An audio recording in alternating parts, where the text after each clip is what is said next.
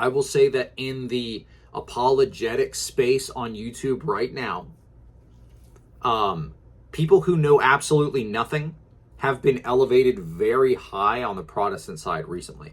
Like just the lowest common denominator, can't even debate amongst their own tradition, just very, very uninformed, have gained a large following, and then when they go and they debate like your garden variety Roman Catholic and get wrecked, they're like, oh no, I might be wrong about this 18-year-old that has 2 gazillion followers is wrong, so Protestantism must be wrong. Yeah, come on.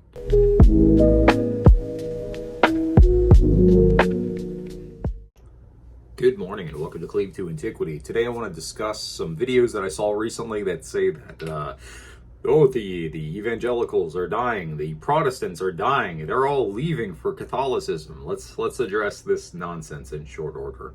But before we do that, let's go ahead and open up in prayer. Heavenly Father, God, we are grateful for your presence, Lord. Continue to guide us, be with us, keep me free of error, and God, I pray that the viewers are edified. It is in Jesus' holy name I pray. Amen.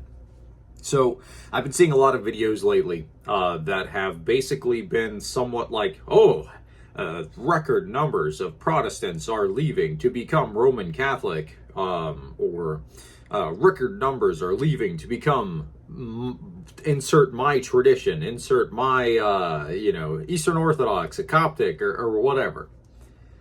So, I mean, there certainly is a trend of people who have left, their evangelical church, becoming YouTubers to slam their former evangelical church and all of their friends that they used to associate with, calling them stupid and saying they were lacking, yada, yada, yada. That's definitely a trend, but backbiting Christians has always been a thing.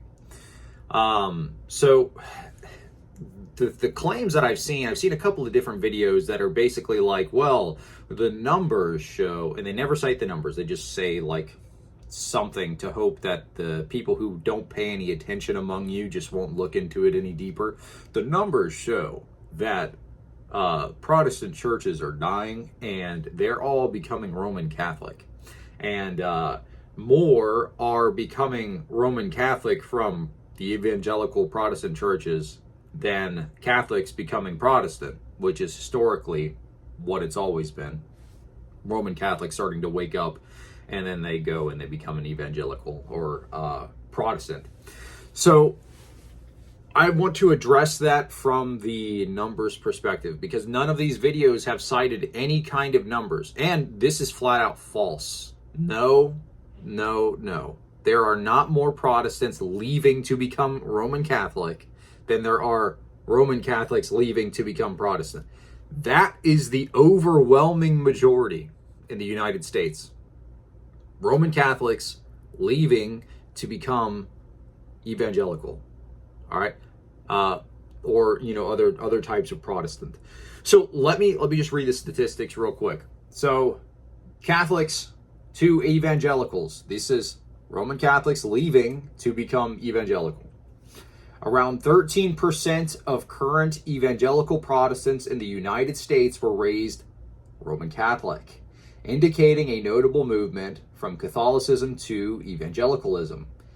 Given that the evangelicals currently number approximately 62 million in the United States, this would suggest 8 million evangelicals were formerly Catholic. Okay, now here is evangelical to Roman Catholic. So the opposite. This is Protestants leaving to become Roman Catholic. All right, so the flow in the opposite direction is smaller. Approximately 2% of U.S. adults identify as converts to Catholicism from Protestant or other non-Catholic Christian backgrounds. So that includes Orthodox converts. So this is total.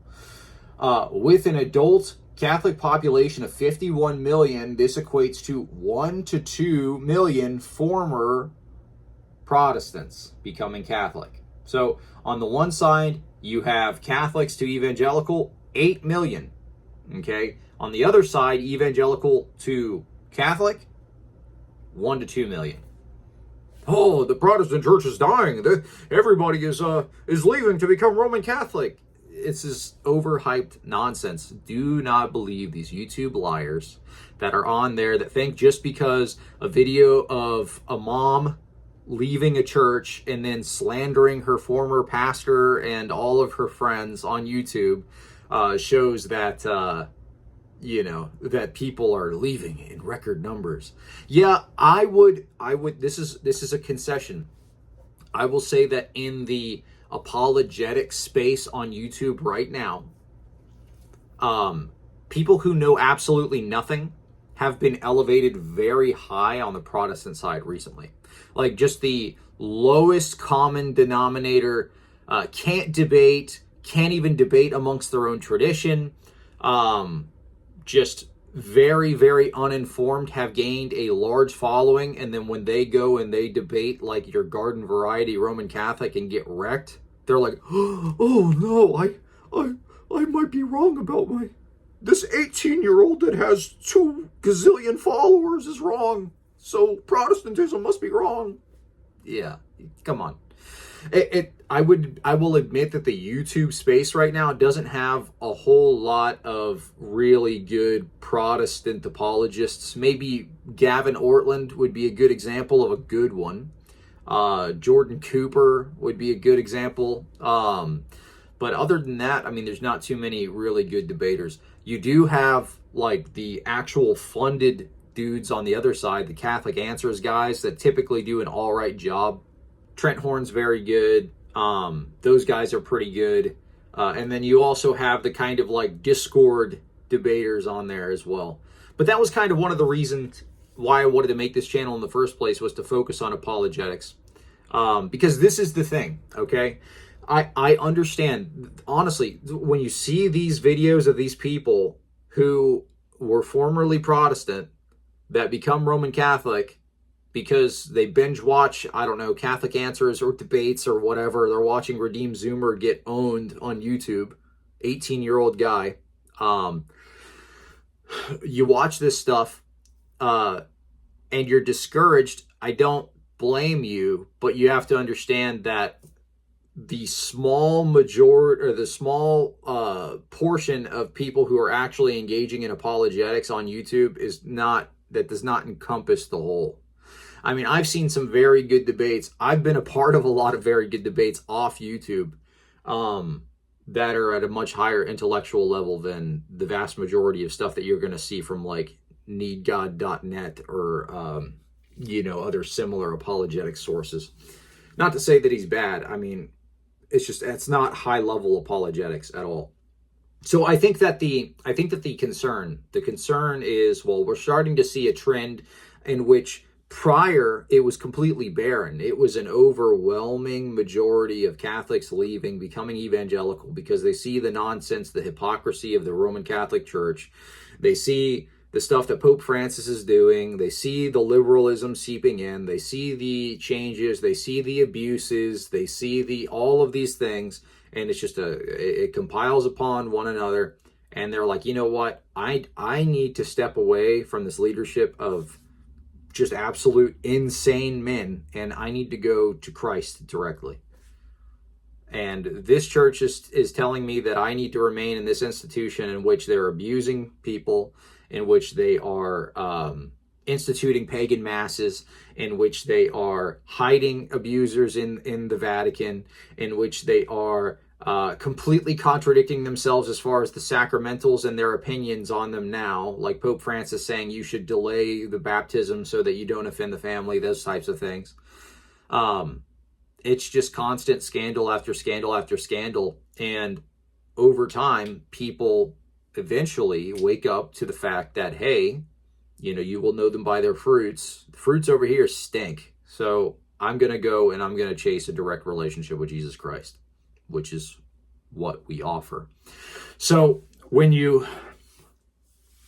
kind of compare the two historically, it's always been more Catholics leaving to become evangelical Protestants rather than the other way around. Just because you see a trend of YouTube moms slandering their former churches after becoming Roman Catholic does not indicate that that is the entire trend of the movement there. But I do want to say this. I understand the appeal to especially young men and women who are tired of the liberal nonsense that happens in mainline Protestant denominations. I don't support those churches either. I think that they're an abomination. I think they should probably be closed down if they are supporting this liberal nonsense. To be completely honest, I think we'd be a lot better without them. So I understand your frustration with that piece, talking to my Protestant brothers and sisters right now. I understand your frustration with that piece, but you are chasing a church that doesn't exist when you are leaving to try to, talking to the few that do leave, when you are trying to leave to chase some perfect traditional church that is 100% just, this is handed down from the apostles, purely preserved from the time of the apostles, doesn't exist. That church doesn't exist anywhere. It's not in the Eastern Orthodox Church. It's not in the Roman Catholic Church. They both have innovations. Both of them. All right, you can't escape this liberal nonsense in either church either. You look at the Greek Orthodox Church with Elpidophoros espousing pro-choice nonsense at a rally for life, and doing similar and bending the knee in the COVID era, saying that he's not going to sign any waivers for his congregants in the Greek Orthodox Archdiocese of America. And then you have, on the Roman Catholic side, you have Pope Francis saying every religion is a path to God. You have innovations. It's not a matter of simply, well, I'm going to go and embrace tradition because this is where tradition is 100%. It's what you're really doing is you're embracing aesthetic. You're saying, well, they are wearing robes, they are chanting, I want to go where the robes and chanting is. The tradition aspect of it, most of that, our medieval accretions are far later. And there's a lot of things that you have to accept wholesale within the Roman Catholic purview that go a lot farther than just, is Christ present in the Eucharist? All right, does baptism save? A lot of times you'll see some kind of lower, let me be nice, lower, not as informed individuals leaving simply because they didn't know that other traditions think that Christ is present in the Eucharist. Okay, they're like, oh, I never knew. So it has to be Roman Catholic. Yeah, like half the other churches in Protestantism still believe that Christ is present in the Eucharist, but it has to be Roman Catholic. So you leave and you go to join these churches or whatever, and then now you have to, you're going to pray the Divine Mercy Chaplet, in which they say that some woman had a vision, and in which she had to paint this painting of Jesus. Anybody who venerates the image of Jesus is going to go to heaven despite what they did. And if you pray the Divine Mercy Chaplet, you're going to go to heaven despite what you did anyway. So, I mean, that's heresy. That's wrong. That's the completely wrong theology. Watch my video on that earlier. The history of that is completely scandalous. So, I mean, you have to accept things like that. Accept things like purgatory. Accept things like limbo. Oh, wait, they don't believe in limbo anymore. So, I mean, to the few of you that are considering jumping ship, remember, it comes with a lot more baggage than you think. It's a lot more than just baptism saves and real presence in the Eucharist. If that's where you're at, if that's what you're struggling with, I mean, go find yourself a conservative Lutheran church. Go find yourself a conservative Anglican church. Go find yourself a non-denominational church that teaches those two things. They exist. An evangelical church that teaches those two things. They exist. So, I mean, I understand the allure of wanting to be more traditional because your pastor let you down or something, right? You're realizing that people suck. Your pastor let you down, right? You want to go and be in a place where you feel like there's a lot more accountability on the leadership. And those are all good things to desire, right? I absolutely agree. Those are good things to desire. However, what you find is that that's not really any different in the Roman Catholic or Eastern Orthodox churches. The Roman Catholic churches, you have pro-LGBT priests running around that never get excommunicated. And they're actually supported. Talking about James Morton. Eastern Orthodox Church, I mean, you've got Elpidophoros' squad running around spouting innovations in the Greek Orthodox Church.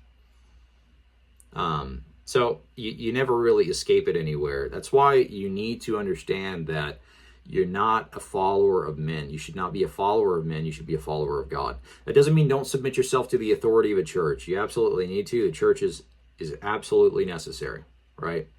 But don't church hop every time that you make a new theological discovery, because guess what? We're always learning every single day. If I left my church every time that I discovered something new in the church fathers, discovered something new in theology, I would never be in a church for longer than 6 months, you know.